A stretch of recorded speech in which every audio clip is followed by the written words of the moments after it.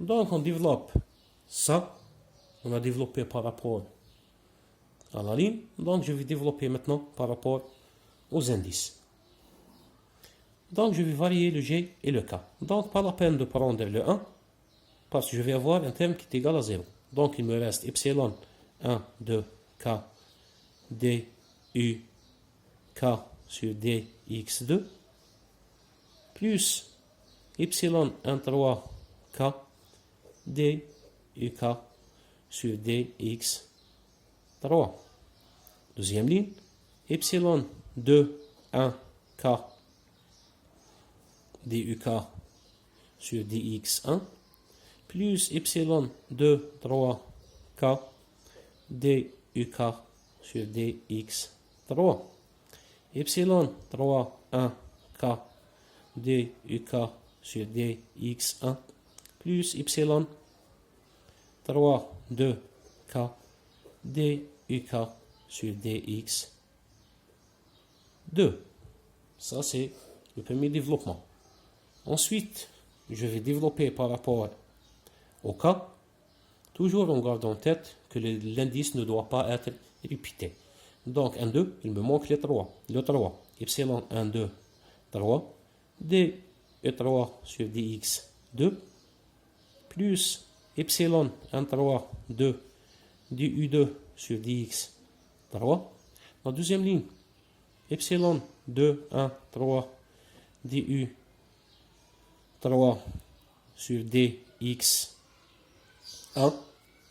plus epsilon 2, 3, 1 du1 sur dx3. Troisième ligne, epsilon 3, 1, 2 du2 sur dx1 plus epsilon 3, 2, 1 du1 sur dx2. Maintenant, c'est le temps pour voir les valeurs de epsilon 1, 2, 3. Epsilon.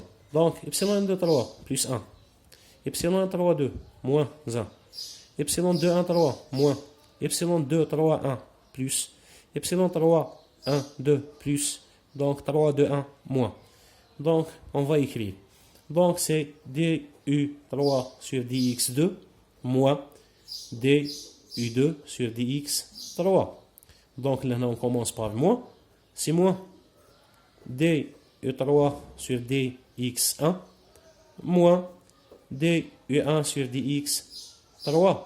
La troisième composante, dans ce cas, donc c'est du2 sur dx1 moins du1 sur dx2. Donc, on vérifie entre le calcul indiciel et le calcul manuel. Dans ce cas, du3 sur dx2 moins, donc c'est juste. Moins du3 sur dx1, c'est juste. du2 sur dx1, donc c'est juste. Comme ça, on a fait le petit rappel pour cette méthode de calcul indiciel. Donc, juste, on doit ajouter une autre chose, la notion de delta et G. Tout simplement, cette matrice, ou bien les symboles de Kronecker, delta et G, c'est la matrice constituée, ou bien c'est une matrice diagonale unitaire, donc 1, 1, 1. Le reste, ou bien hors diagonale, sont des zéros. Donc, elle ressemble à la matrice identité, ou bien à la matrice unitaire.